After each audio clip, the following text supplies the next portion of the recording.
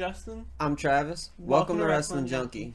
Alright, so we've got done watching Elimination Chamber. I think that was a phenomenal pay-per-view from start to finish.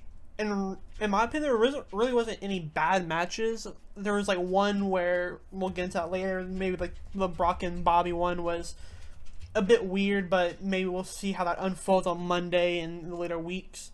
But yeah, what was your overall thoughts on the pay-per-view? Yeah, it was really good. We had a couple surprises. And yeah, I mean, I don't want to spoil too much before we actually get into the matches. But yeah, it was a really good pay-per-view. I enjoyed watching it. But yeah, let's get into our first match. Yeah, and as you see behind us, it was the Women's Elimination Chamber match for a number one contender spot versus Bianca Belair at WrestleMania, assuming she's the champion, which, let's be honest, she probably will be. But yeah, Asuka came out with the win on this match, but this match kind of surprised me with some of the people in this match, with like Natalya, Carmella. It's not that they're bad, they're just not as good as Asuka, Liv, and Raquel. But I think in reality, all of them looked really good at this match. I think all of them prove that they can actually have good matches and have like they can do. I don't know how to really explain it, but they can have a good match, which is I'm glad to see that they look good after the end of the match. Yeah. But yeah, in the start of the match, you had Liv Morgan and Natalya started off, and what I found unique is I think it was Natalya. She got Liv Morgan's head and she put it between like the chains, and like it kind of looked really cool. I didn't know, like I never seen like anybody do that, and I thought it was like unique. But yeah, at one point we seen Nikki Cross do a cross body onto Raquel, Liv, and Natalya, which was kind of crazy. Then we also seen her get slammed through one of the pods by was it Raquel? Yeah, that did it. Yeah, it was Raquel. Just slammed her through the pod. We seen who was it? Was it Carmella that was on the ground? She got a sharpshooter put on her by... No, it was Liv Morgan got put in the sharpshooter. Oh yeah, Liv Morgan. Liv Morgan was on the ground. She gets put in a sharpshooter by Natalya. Then Asuka comes and gets her in the armbar at the same time. And I believe she was the first one eliminated from the match. But yeah, it was a really good match. One of my favorites for sure. But yeah, I believe we both got our prediction right for this one as well. I think we both picked Asuka. Yeah. It's just kind of one that made the most sense, and I think everybody wanted to see her at WrestleMania as well. So yeah, the crowd loved it as well. The crowd went nuts whenever they realized that she won. You know. Yeah, and for a second as well, I kind of thought like the way they had like Carmella play in this match. I kind of like that for her character. Yeah. She was like not scared, but she was kind of playing more smarter, which I think was really good for her character. She made it to the final two, which I thought was almost surprising. I thought she would have been one of the first ones eliminated. She got a couple eliminations herself as well. Yeah, like you said, she was like playing it smart. She was like locking herself in the pod, like, and then once Nikki Cross got slammed through the pod, she goes into another one and she locks herself in that one for a while. But yeah, I think everybody looked pretty strong in here. And it was just a really good match overall. Yeah, I think we'll definitely be seeing Liv and Raquel for sure at Mania. I think both of them. I think honestly they might even have a match versus each other, mainly because in a few weeks ago they were a tag team. Then Liv kind of got not arrogant, but kind of got cocky towards her, where she kind of thought she was better than her and stuff like that. So I could see them maybe having a match, but for everybody else, I'm kind of interested to see, one, if they're going to be on it, and two, what they will do if they're on it. But yeah, we get to the next match. Yeah. And for our next match, we had Brock Lesnar versus Bobby Lashley. And Bobby Lashley ended up winning this match by DQ, which is kind of surprising with the way they end that. This match came in at under 5 minutes, which it's kind of sad to see Brock kind of put in this, like, for pay-per-views only being like these quick minute matches, which it makes sense. It's Brock. If he's not in the main event, he probably doesn't care too much. But yeah, literally throughout this match, it was just a finisher spam off. Brock hit an F5 when Bobby tried to get him in a master lock. Bobby had a few spears on him. But yeah, the way this match, like I said, the way match ended, you had Bobby have Brock inside the Master Lock, and Brock. This is the first time we've seen Brock like in real danger, and he had to resort to just get himself DQ'd and it cost him the match. But I don't know, it's kind of just a weird way to see them paint like Brock in that way. But yeah, after the match, Brock was like kind of pissed off, it seemed, and he just F5'd the ref. He F5'd Bobby onto the announce table. So yeah, there's not too much to really talk about this match. We can maybe see this be extended to WrestleMania, but yeah, I don't really know what's next for both men. But yeah. Yeah, you can always assume Brock's gonna be at WrestleMania in some way, in some match or whatever. So he'll probably be there. We just don't know who just yet. It could kind of go any way with Brock as usual. And for our next match, we have the mixed tag match, and we had Edge and Beth Phoenix take on Finn Balor and Rhea Ripley of the Judgment Day. And surprisingly, Edge and Beth Phoenix won this match. We both picked Rhea Ripley and Finn Balor to win, but this was actually a pretty good match. For the majority of for the first half of this match, it was mainly just Beth Phoenix and Rhea Ripley going back and forth. And also I want to add this as well. Beth Phoenix looked good for not wrestling a full match in over a year maybe. So yeah, it's been a long time, but she still looked pretty good. But yeah, at one point they had Edge had Finn in it was almost like a sharpshooter, but they called it an educator. I never really heard it called like that, but then you had Beth Phoenix had Rhea in the same move, and at one point Dom just throws like brass knuckles. Rhea grabs them, gets Beth and Finn gets Beth and Edge off of them, and yeah, it was another like I like the way they use Dominic in these when he's not involved. He's still being able to showcase his. I'm gonna say like talent because it's not really that much, but his character kind of. Yeah, you get to see his character throughout these matches, even though he's not actually in the match. And throughout this entire match, you also heard like very loud "F you Dominic" chants, which I thought was like pretty funny. Yeah, the crowd was really behind it. Everybody seemed to enjoy it. I enjoyed it myself. They had a big moment where Beth Phoenix does a suplex off the top rope to Rhea Ripley, and like you heard that slam, like when she heard like the sound that slam made was like kind of crazy. Like I know that one hurt at least a little bit for probably both of them, honestly. But yeah, that was a big moment, and it was just kind of like you said earlier, it was like Beth Phoenix and Rhea kind of going at it a lot, and I really enjoyed that because it's like two like powerhouse women like going against each other, and yeah, they both look great. As you said, Beth Phoenix hasn't wrestled in quite a while. This was her like first real match and whatever amount of time it's been, and yeah, she looked really good. Rhea, she always looks good. Like she's she's one of the better ones in the WWE for sure. Better women wrestlers not even women. She's just one of the better wrestlers in the WWE. But yeah, this match was good. It was fun. Edge and Beth ends up getting the win. And as I said in the prediction video, I was saying that like Edge really never got his like revenge on them yet, but I still picked Finn to win. But it ended up this was his like revenge match, like where he like gets the win over him, and they looked really good. And yeah, it was a fun match. Yeah, then and like the press conference they had after the pay-per-view, Austin Theory like announced he's gonna have like an open challenge on Monday, and surprisingly Edge accepts it, and so on Monday we're also gonna see Edge versus Austin Theory for the U.S. title, which I don't think he'll win, but I think that can be a good match. I just wanted to add that just because I think that's kind of interesting as well. And for our next match, we have the men's Elimination Chamber match for the U.S. title. And this, I think, the Roman one, we'll get into that later, obviously, but that was a phenomenal match as well, just because like the story behind it. But I think for just an actual match itself, I think this was my favorite one of the night. Before I actually get into the actual match itself, every single person in this match looks really good. They looked really strong. No one really looked weak.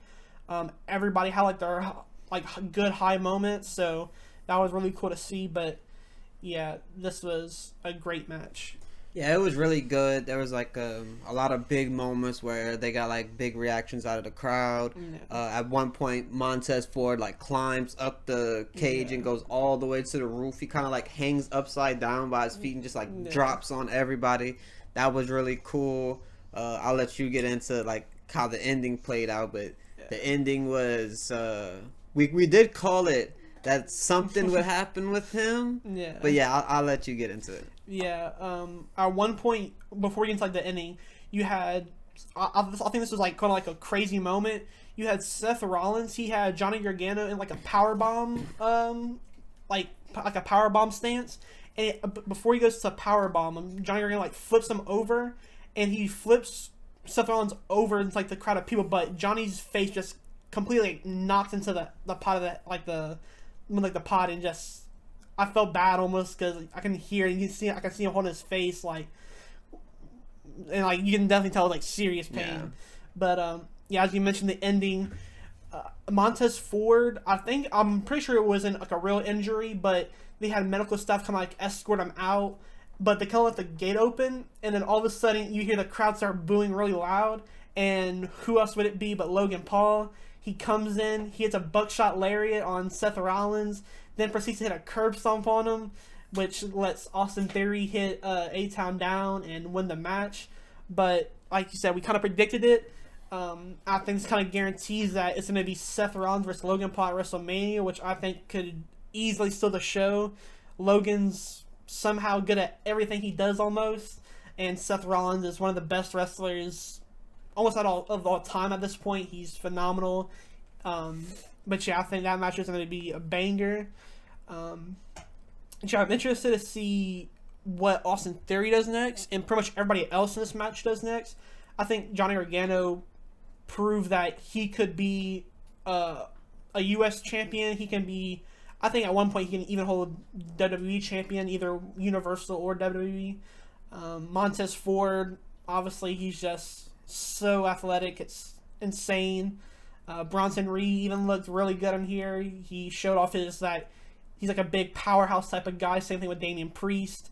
But yeah, this was a great match. Yeah, the match was great. The ending was nice. Like I said, we did call it, but it was still a surprise because for one, there was no music. Like, yeah, he didn't come out to music. Yeah. He didn't come out of a position where you could see him in the camera. So you kind of just hear the crowd like start going crazy, and you're like, "Wait, what's happening?" And then all of a sudden, he just kind of like pops out of nowhere, and then he does the stomp on him. Austin Theory gets the win, and he like the whole time Logan just kind of like hanging on the cage, like waiting for him to win, and then he celebrates a little bit once he does get the win. But yeah, it was a little bit of surprise. We did call it, but it was still I think a surprise. Yeah, and I'm glad they're kind of like painting Logan as like a heel, because I think for wrestling fans to really get behind Logan, you have to put him as a heel, just because naturally Logan's persona on the internet is him not being the best type of person. So if you portray him as like an asshole, I think that's perfect for him and his future in the company. Yeah, and if there's one person that could like get the best out of Logan Paul in a ring, it's gonna be Seth Rollins. Like I could imagine like the training that they like do either together or separated, however they do it.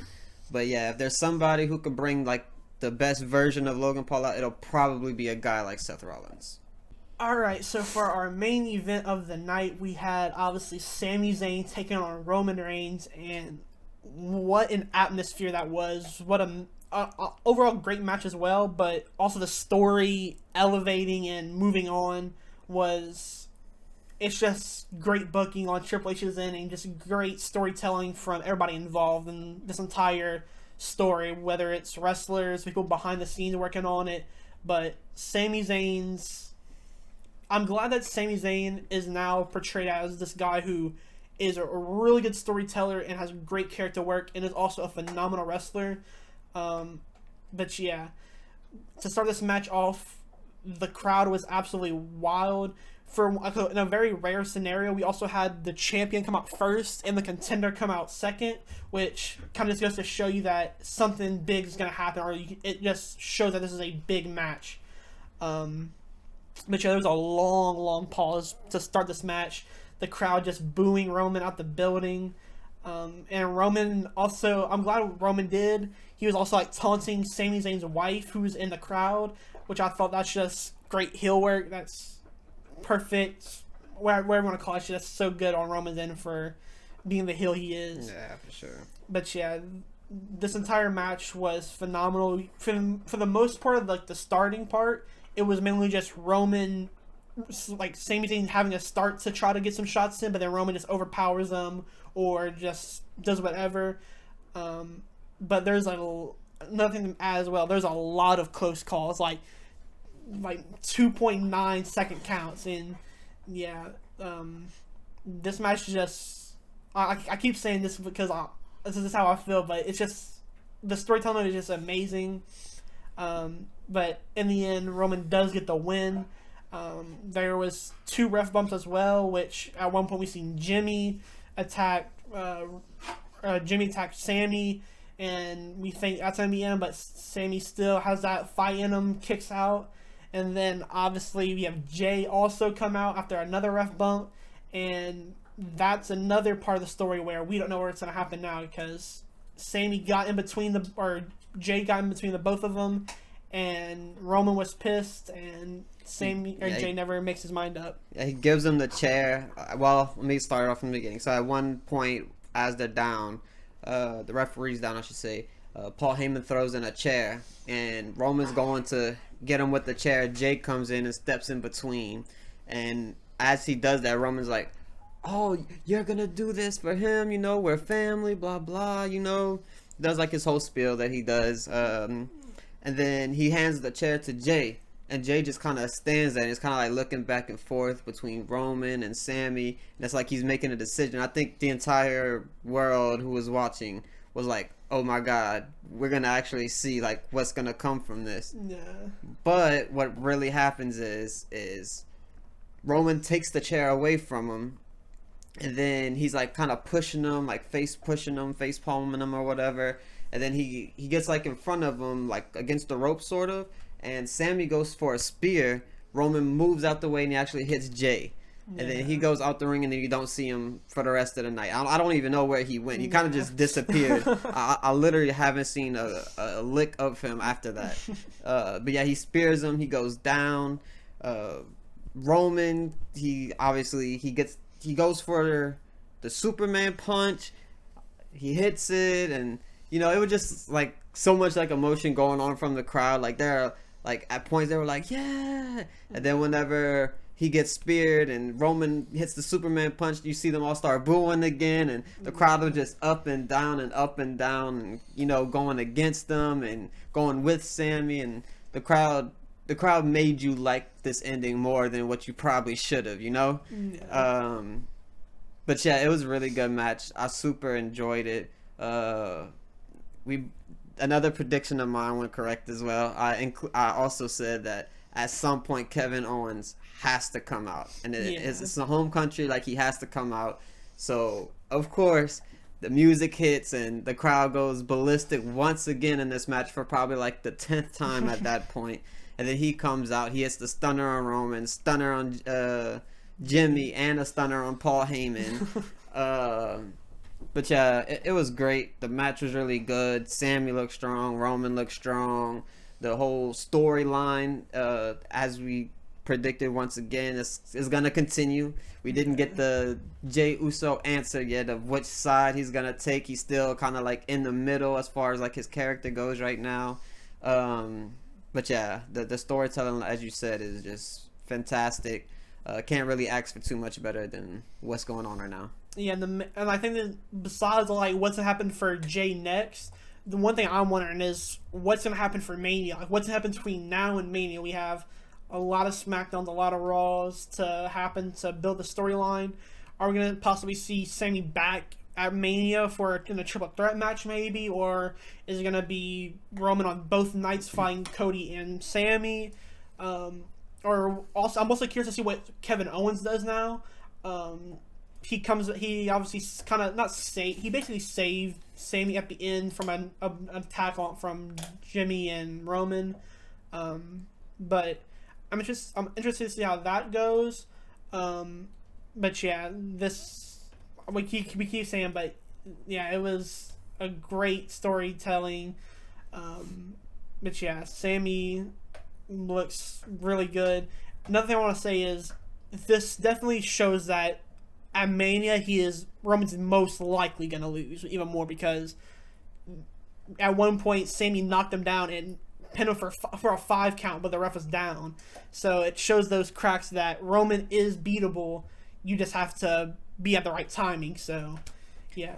Yeah, there are so many points of the match. There's probably like 3 or 4 points of the match where it looked like Sammy had him, and then it just doesn't go his way. It's like everything was sort of against Sammy up until the point where Kevin Owens came out. And even when he did come out, after he like leaves the ring, they still don't like hug it out and like they're together again. They kind of just like stare at each other blankly.